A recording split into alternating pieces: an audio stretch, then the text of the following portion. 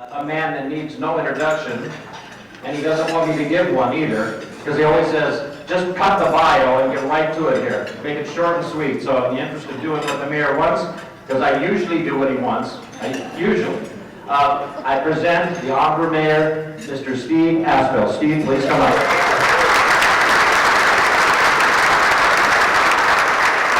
I want to get some good things we have going on in the city before we get us more meat and potatoes. Start off with our new Harbor Gateway project down here. Who's been riding a bike on that thing? It's pretty cool. It's an award-winning street. Project of the Year, the American Public Works Association. Those are those guys that wear short-sleeve shirts and ties and pocket protectors. And they're the ones that gave us the award. They happen to think it's a brilliant idea. It's also been noted as one of the 10 best bike paths in California. When that was first built, we got a number of emails, phone calls, and personal contact about how bad it was. It was, people didn't like reverse angle parking. They couldn't figure out the little green lanes. That was a year ago. Now this thing's working beautifully, and we get nothing but compliments on it. So I challenge you, take your bike down there, a little girl on training wheels, and you can have people in racing suits. It doesn't matter. Just go up, try that bike lane. And then we have Eleanor Manzano again. We had a pretty contentious election with Christian Anthony Horvath and somebody else. And anyway, it was all mail-in ballot. And there was criticism flying around. But you know what? Eleanor got an award from the Clerks Association, the way she handled that, professionally and with dignity. And I appreciate what she did for the staff. That took a lot of work to do that. And we still have to acknowledge leadership Redondo. When you come down the bike path, past the wall we tore down, there's that wonderful piece of bike art right there. It was beautiful. The leadership 2012-13 did that. And then we're moving along the John Parsons project for both libraries. Okay? Leave it there. Oh, we got it. This was the next class, 2014. And they are known as the best class ever. A lot of that's because Pam's in that class too, we have to say that. But they worked. You can't believe it, the work they did on this thing. I want to say there was a few leaders, but everybody was a leader in that. Heidi Buttseen was their spokesperson. Erica Snow Robinson was out there every day. She had paint everywhere in her nose and her hair. The whole crew worked their butt off, and you need to go see these murals at the North Branch or our library over here. Okay, move on. Special Olympics. About 2 weeks before, 2 Christmases ago, I got a phone call from Russ and Charlotte Lesser that said we were desperately needed as a city to help with the Special Olympics. We needed to host Benin, Suriname, and Haiti. And other cities around here had a year head start on us. So this is a week before Christmas. We try to put a meeting together, and that's impossible. Well, I called Jeff Maloney, who's sitting up here. I didn't give him an option. I said, you're on it. We called Dinah Larry, where's Dinah? She's here. Barbara Ramsey Duke, and I'll forget everybody else, but these people got together with our staff, with countless volunteers, and this thing here came off flawlessly. We had the best time. The people from Suriname, Haiti, and Benin loved Redondo Beach, and a lot of our volunteers and citizens here went down to the Coliseum to watch the opening ceremonies and follow the Special Olympics around. One of my most proudest things as mayor was getting these volunteers to come up with a moment's notice and put this on. So thank you, everybody, for that. Then we have, I'm moving along, by the way, a little speedy because Renee's give me a hook in a little while and people are ditching out the back door. The Super Bowl 10K a couple Sundays ago. All right, we're going to have a lot of video on that coming up. But, what makes that special, along with the Special Olympics, is that the people in this room, the Rotary was out there serving beer, something they do really good. And when we have my Rotary Club, the best Rotary in the South,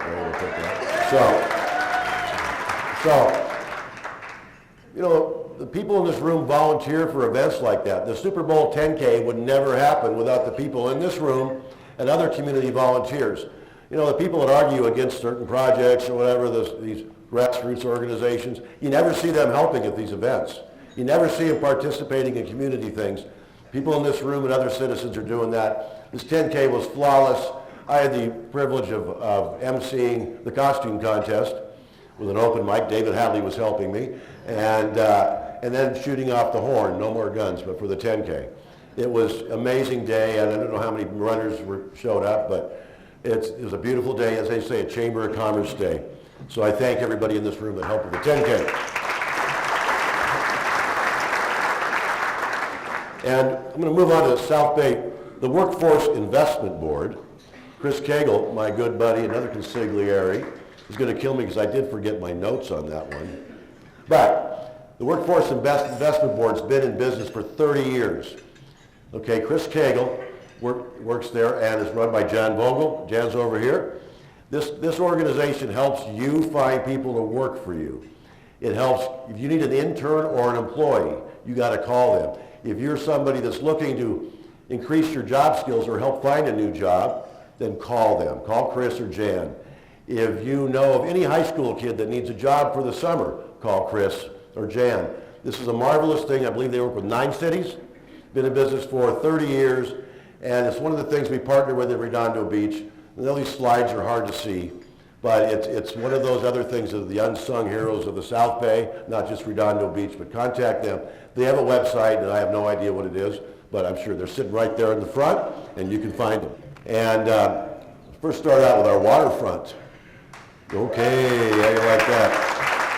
I'm going to start out by saying, has everybody in this room seen that video? The waterfront that was produced by Center Cal. That is impressive, it's incredible. I know it's not really a plan, but it's Imagineering, if you will. And anyway, we're bringing in Center Cal. Now I want you to know that this has been going on for a long time. When John Parsons was a first-term council member 20 years ago, he told me, and I wasn't invented as a politician yet, I was a friend of his, and he told me that one of his goals was to get this harbor done, and the pier, and this big massive parking lot, put something cool on it.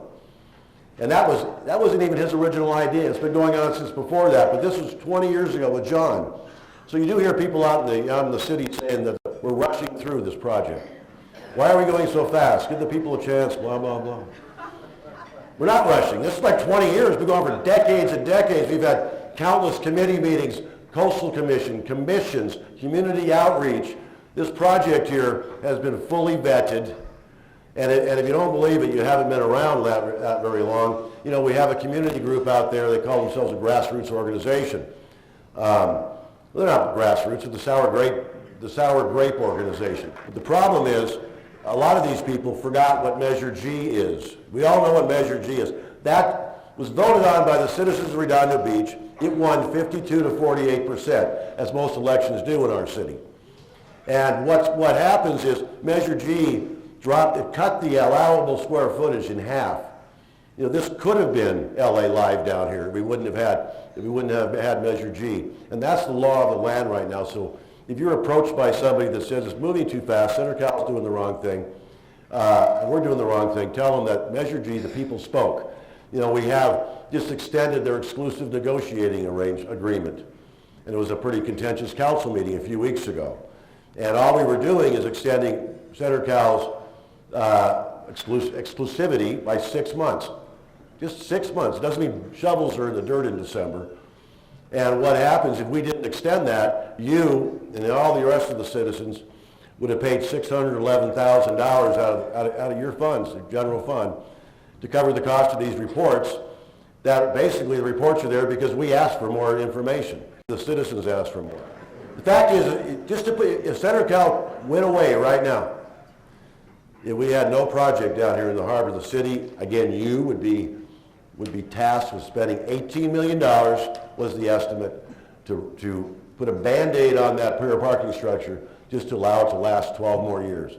Again, that's $16 million, or $18 million it actually is, out of your money.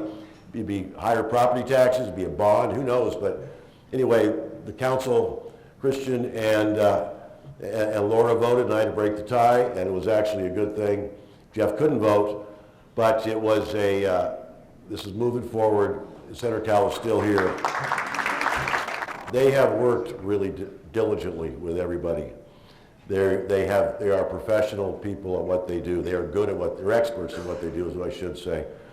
If you visit their sites, they're wonderful. They're tailoring this for our harbor. You don't have to have built a place in the harbor before to be an expert at it. They know what they're doing. They're a fine company.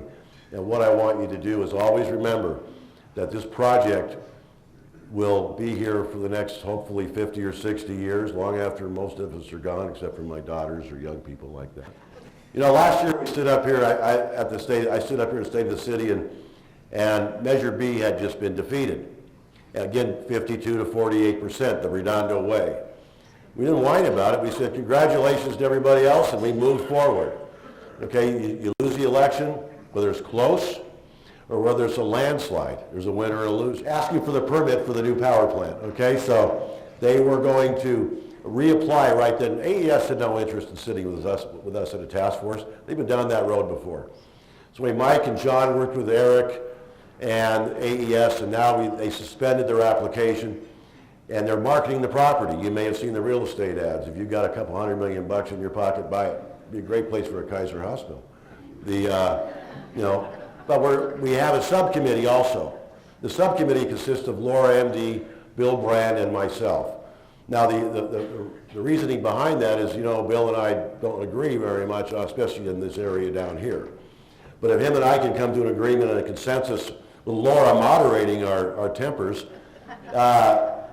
then the citizens of Redondo Beach hopefully can have something to vote on that won't be a divisive issue in the city like we've had in the past. We're trying to get this thing down, to give potential buyers ideas about what we think the voters will happily go for, because it does have to be voted on for any change of zoning. And if this doesn't happen by, I believe it's August, a sale or an intent to buy, or it comes to some kind of agreement, then everything's off the table, and we will be back to having AES apply for a new power plant. Now, as you may have heard, some people in the city are thinking about getting an initiative again about CenterCal. Okay, if that happens, we'll be having the same conversation in 20 years, so nothing will be out there. If they were to include AES area in that initiative, this deal totally vaporizes. And whether you believe sound bites or you believe what I believe to be reality, the California Energy Commission is in the business of giving out permits for power plants. So if they go apply for a new power plant, I believe in my heart they'll get one.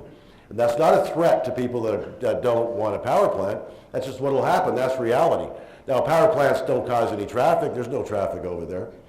But it'd be kind of cool to see our city without that power plant. I'm going to talk about something else fun here. We have the Marine Avenue hotels. The new Hilton, we have the Hilton Garden Inn, the Residence Inn, and this is going to be a Hilton extended stay hotel. And I think you're going to see, some basic dirt and some concrete coming. Not everybody can stay at this fine hotel. They all can't stay at the Portofino. You need places to stay that are close to the freeway. When you travel with your kids to play softball and soccer, we've stayed at every place from Corona to Fresno to Madera, Merced, every place on these freeways you have stayed in. And these places are like that, and they're bursting at the seams. And I want to thank Mike Wazansky, who can't be here. He's on a family vacation, ski week, I guess, or something. But because he started sharpening the pencil in negotiations with the developers, and because of him, the city next fiscal year will start receiving an additional $2 million more in transit occupancy taxes than we thought from these same 3 hotels. Okay, let's move on. Our South Bay Galleria. Okay, we lost Nordstrom's. You win. Torrance got it. So the Galleria is going to come back, not this year, hopefully next year when they come up with what their ideas are and they submit plans. But the citizens of Redondo Beach will be included in the equation. Their voices will be heard. But I want you to know one thing about the theaters there. We've already started working on upgrading this the mall. That's a mall, by the way, not that. That's a mall up there, and that's a good one. The theaters there, they've upgraded them, which means they've downsized it from 2,800 seats down to, I think it was 1,200. And these are luxury seats where you can actually lay back, get a movie. You could put a cocktail in this thing, and you can enjoy the movie in a luxury setting. It'll upgrade the audiences, it'll be more expensive, but I think you have to try those. Don't go to Torrance and watch a movie. You got to go to our Galleria. But check it out. The Galleria will be back. They're still working on things, and I appreciate Ken Lee of the Forest Cities being open and honest with us about what they're actually doing. Who's heard of Ensenada Park?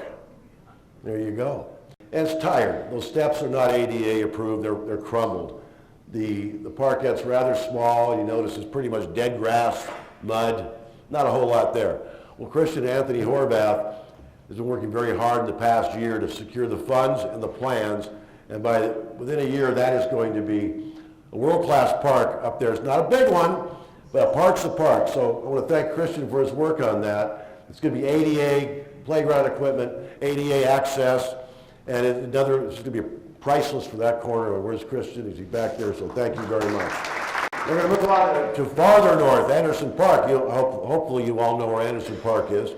But it's going to be ADA, all about ADA, bathrooms, and then gazebos that'll promote more summer gatherings and kids and things for kids up there. And this will be a welcome addition to Ensenada, to Anderson Park. And I want to thank Laura for that. Where is Laura? Okay. And what we're also going to do on this thing is we're working on a land swap with our school district. We have a parking lot down by Adams School and Washington School the city owns. And they own the senior center. So they want the parking lot, we want the senior center. This is going to happen. So we get the senior center, it's going to be more money, which actually well spent money, to upgrade that place. If you've ever been in there, it gets a little tired, but it's well loved by the seniors, especially in that neighborhood. But that's almost all because Laura MD, she's a former school board member, and Anderson Park, so we should call it the Laura MD Park. We're going to talk about the Esplanade first. But what we've had, when Nob Hill, you see it turns in the street, reminds you more of a street in Torrance. Sorry, glad you're here. But by the beginning of summer, the repaving will start. By the end of the summer, it's going to be a beautiful new Esplanade from Nob Hill all the way to Catalina. That's pretty cool. So everybody get off my back. But what we've come up with, this isn't the village, obviously, but when you're down there, you can't legally have a drink when you're outdoor dining. There'll be decks out there with lose about 4 parking spots. And the ABC and the police are all on board with this thing. And you'll be able to have a drink out there. And this deck, we lose 4 parking spots, but Hennessy has control of all this parking over behind HT Grill. So we'll do a trade with the city, so there'll be parking for people behind his place. We're not losing any parking in the village. And the better thing, the city's not paying for this. The total cost, which is a couple $100,000, Hennessy's going to pay for. We have Alta Vista School. They're one of 31 schools in the entire state of California that got acknowledged as a blue ribbon school. And they were proud of their school. So you have kids at Redondo Beach schools, it's better than a private school. Redondo Beach schools, in fact, Redondo Union High School is so well thought of now that, people from Hermosa Beach have an opportunity to go to Miracosta or to Redondo. Before they were all going to Miracosta. Now guess where they're going? They're coming here. We're bursting at the seams from Hermosa Beach kids because they all want to come to our school. And then we have, because of things like not just the education, we have the award-winning, they just won the volleyball championship. There we go, Tommy Chavens, the girls. They just read something, we got invited, they were in the decathlon, and they get to go move on in that. I'm sorry I don't have better notes on that. But not to be outdone, the band tends to get forgotten sometimes. We got a world-class band. Okay. Anyway, the schools are the best. How about this? We have people ask about the word transparency, because you have some cities getting in trouble. Anyway, it's opengovernment.com, opengov.com. You can go on our website if you're so inclined. Spend 5 minutes or 5 hours checking out this, and you'll know where every check goes, all the money that comes in, all the expenditures, everything in Redondo Beach. This is Steve Deal's brainchild. It's right there. No more accusations about not being transparent with the public. If you want to, I don't want to, but you can. Spend a couple hours looking at that. Redondo Beach Performing Arts Center. Who's been there? But it was losing money. They were threatening to shut it down. Now, under our city management and John LaRock, who's now in charge of this, but he was in charge of the Performing Arts Center, he's whittled that down to the subsidies about $100,000 a year. That's $900,000 more a year in your pocket right there. You got to go to the Performing Arts Center. John LaRock is a master at this, and he made this thing almost profitable. It's a beautiful setting. The Beauty and the Beast was sold out so many nights they had to add 2 matinees. So this place is going. If you want to rent it, know anybody that wants to rent it, tell them to go use it. They're very proud of this. You're not losing money in this anymore. Okay, now we have a new toy in the city. How's that?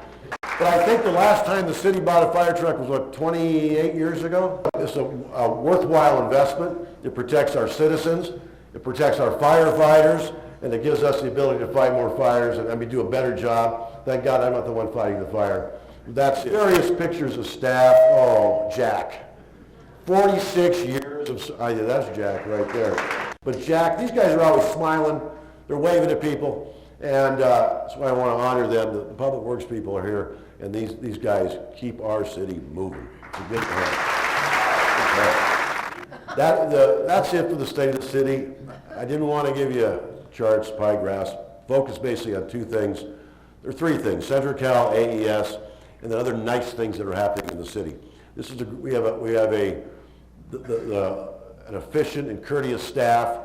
Every employee in the city is a nice person. That makes it a pleasure to go to City Hall, to wave at our employees, to say hi. And, you know, we'll get through this storm with the waterfront and the AES. And the whole thing we're trying to do is, let's make Redondo great for you. We're going to get these guys up here. And I want you to watch this and make sure you enjoy it. Again, Jock Maher, right here. Good morning, everyone. We're about to head off into the wild blue yonder and get a bird's eye view of Redondo Beach. This is a get skinny suit. I'm nervous. So it's your first time flying in one of these things? It's the first time going up in a little minivan, kite, whatever you call it. My wife Pam, and she's not going up. I hope his life insurance is paid up. Bye. Come back, or I'll kill you.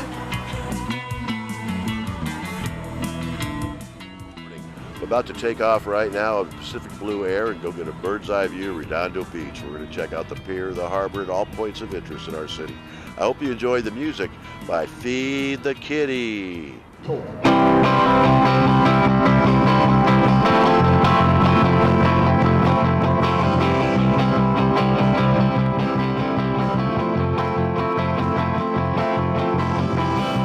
Making love to you is using all our breath.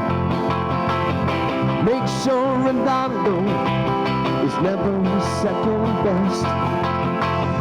We want the world looking good around our place.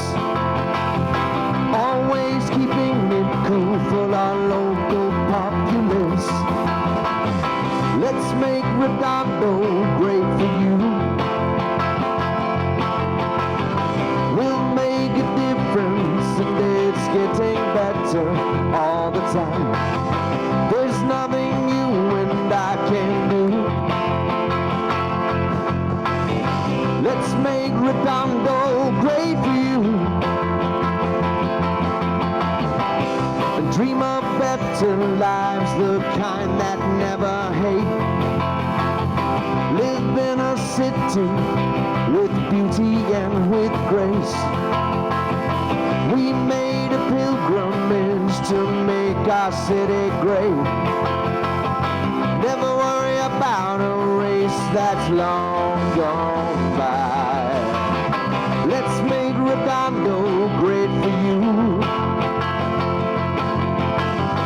You've seen the difference, and it's getting better all the time. There's nothing you and I can't do. Let's make Redondo great for you.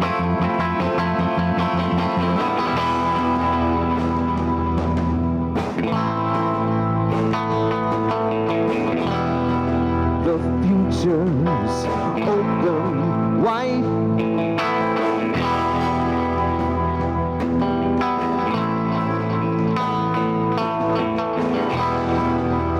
Future's open wide. Let's make Redondo great for you.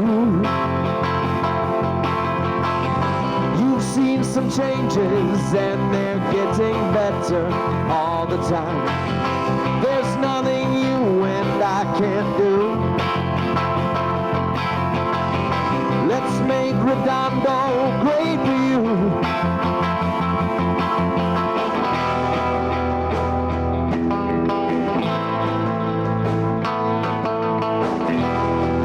The future's open wide.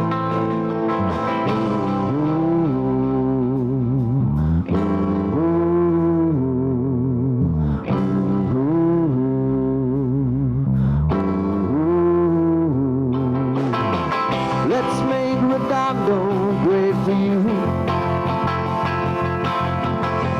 You've seen some changes and they're getting better all the time. There's nothing you and I won't do. Let's make Redondo great for you. Let's make Redondo great for you. You've seen the changes and they're getting better all the time. There's nothing you and I can do. Let's make Redondo great for you.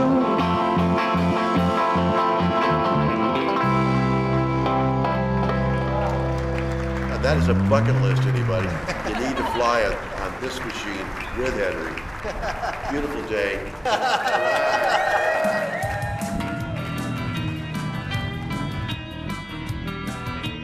Special Pacific Blue Air, Martian Klein also. These people have been around here forever. Used to be called TRW, really long-term people here. Now it's Northrop Grumman. So I'd like to invite them to the stage to get the Business of the Year award. And give them a big hand. We need Northrop Grumman. They are terrific.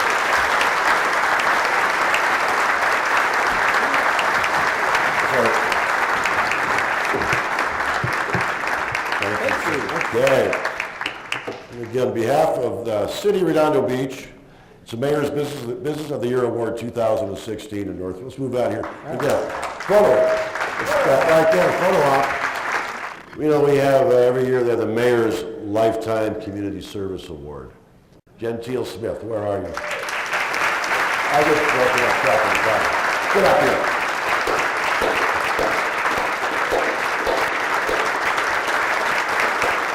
And I forgot that speech. On behalf of myself and the council, the Mayor's Lifetime Community Service Award 2016 presented to Gentile Smith, and I hope you hear that. This is good. You are incredible. Well, thank you, everybody. I hope you enjoyed the State of the City.